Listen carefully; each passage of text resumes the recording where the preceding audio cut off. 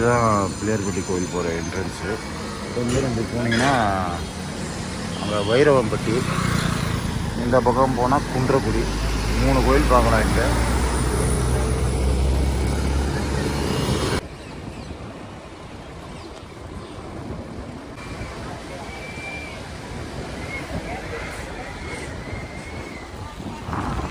இதுதான் பிள்ளையார்பட்டி போகிற வழி, கோயிலுக்கு போகிற வழி. அப்படி இப்படி வந்தீங்கன்னா கோயிலுக்குள்ளே போகலாம். இங்கெல்லாம் பார்க்கிங் ஃப்ரீ தான்.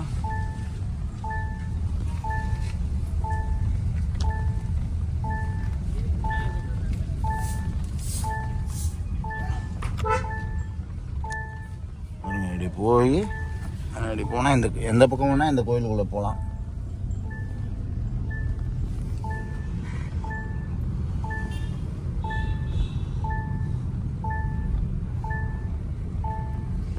இதுதான் இந்த பிள்ளையார்பட்டி கோயில் போகிற என்ட்ரன்ஸு.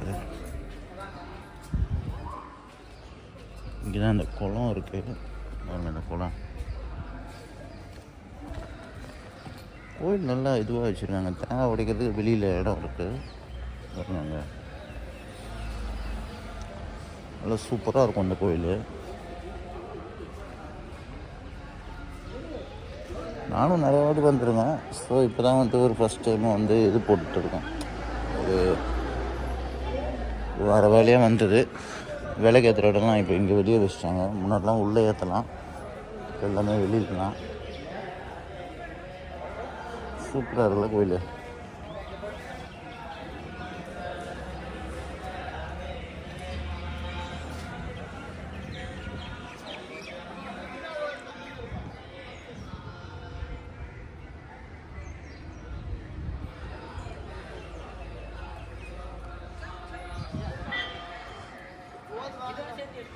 நல்ல பெரிய விநாயகர் உள்ள கோயில். டைமிங் வந்து 6லேருந்து 1, அப்புறம் 4லேருந்து 8:30.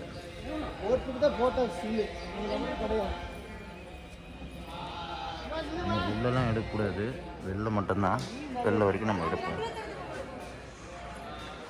நல்ல விதமாக தரிசனம் முடிஞ்சிருச்சு. இங்கே பிள்ளையார்பட்டியில் அப்படியே வெளியில் வருவோம்.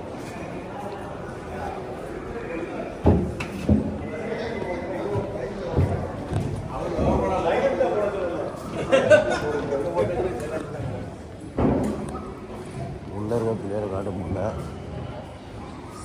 ஸோ வேறு மேலே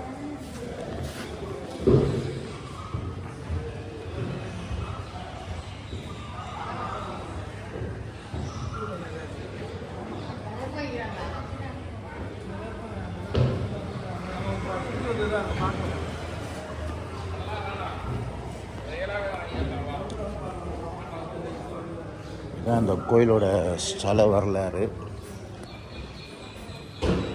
நான் அப்படியே எடுக்கிறேன், நீங்கள் படிச்சுக்கலாம். இந்த வைரவன்பட்டி இருக்குது. அப்புறம் குன்றக்குடி முருகர் கோயில் கூட இருக்குது.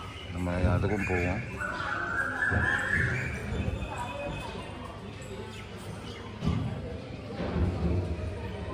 ஆனால் பெரிய விநாயகருங்க, பார்க்க ஹைட்டாக இருக்கிற மாதிரி தெரியுது.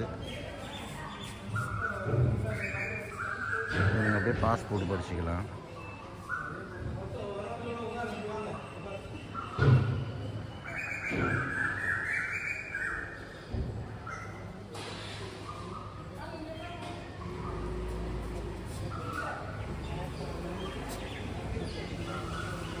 இங்கே அந்த கோவிலுக்கு அந்த இதெல்லாம் இருக்கும். அது வேறுனா அந்த ஃபோட்டோஸு, அந்த கேலண்டர்ஸு, அதெல்லாம் கூட இங்கே விற்பாங்க.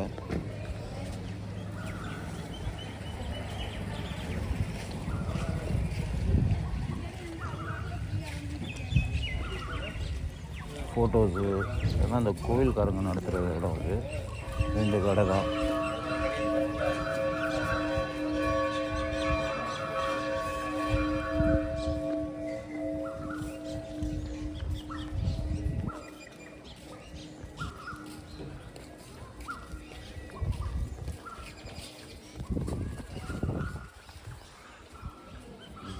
கோயிலோட வெப்சைட்டு.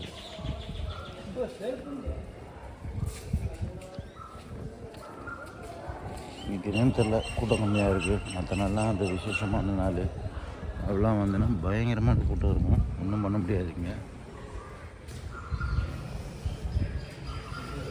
இதுதாங்க அந்த கோயில், பெரிய கோயில். ஆனால் சுற்றி எடுத்தால் நிறைய எடுக்கலாம். ஆனால் உள்ளே நம்ம எடுக்கக்கூடாது, தப்பு. அது எப்போவுமே நம்ம எடுத்ததில்லை எந்த கோயிலையும். ஸோ நம்ம அப்படியே உள்ளே கிளம்புவோம்.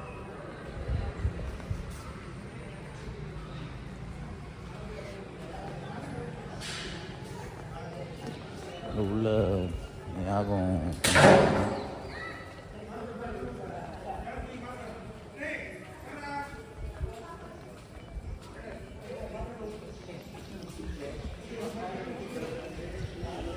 இவ்வளோதாங்க. இந்த கேட்டு போனேன், அந்த கேட்டு வெளியே வந்துட்டேன்.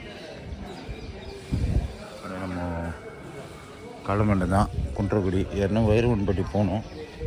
ஸோ நெக்ஸ்ட் இப்போது இந்த கோயில் வந்திருக்கோம், பிள்ளையார்பட்டி. அடுத்தது குன்றக்குடி. அதை பார்த்துட்டு அடுத்தது என்னென்னு சொல்கிறேன். தேங்க்ஸ் ஃபார் வாட்சிங்.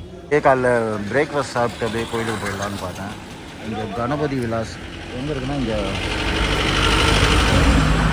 பிள்ளையார்பட்டி கோயில் எதிர்க்கே பிள்ளையார்பட்டி கோயில் அங்கே இருக்குன்னா, அப்படியே இங்கே இந்த பக்கம் வந்தீங்கன்னா அப்படியே இந்த கணபதி விலாஸ் ஹோட்டலு. இங்கே தான் காலைல பிரேக்ஃபாஸ்ட் சாப்பிட போகிறோம். எப்படி இருக்குது என்ன இருக்குது பார்த்துட்டு நான் சொல்கிறேன் எப்படி இருக்குங்க. சின்ன ஹோட்டல் தான். ரேட்டு எப்படி இருக்குது என்ன இருக்குது காஸ்ட்லியாக இருக்கிற மாதிரி ஒன்றும் தெரில. சரி உள்ளே போய் சாப்பிட்டு பார்த்துட்டு எப்படி இருக்குது சொல்லணும். ரேட்டு பார்த்தோன்னா ரொம்ப இதுவாகிடுச்சு. 10 ரூபா இட்லி, தோசை 50 ரூபா, ஊத்தப்பம் எல்லாமே சீப்பாக இருக்குது. இட்லி 10 ரூபா, தோசை 50 ரூபா.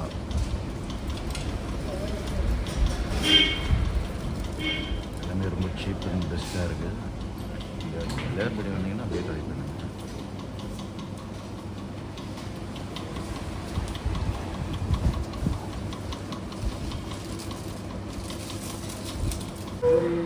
ரெண்டு இட்லி, ஒரு வடை, சட்னி, சாம்பார் நிறையா ஊற்றுங்கண்ணா.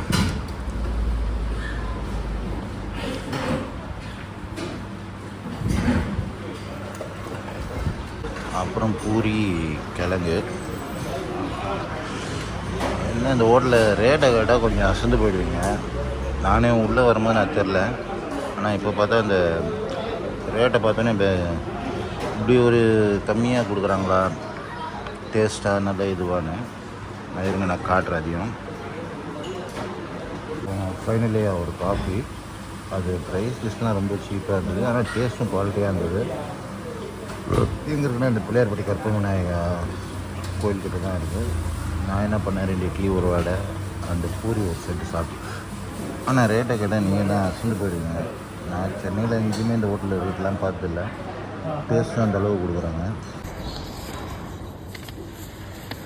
நான் சென்னையில் சாப்பிட்டோம்னா இதுவே வந்து 180 தான் வந்துடும். 2 தான் வந்துட்டு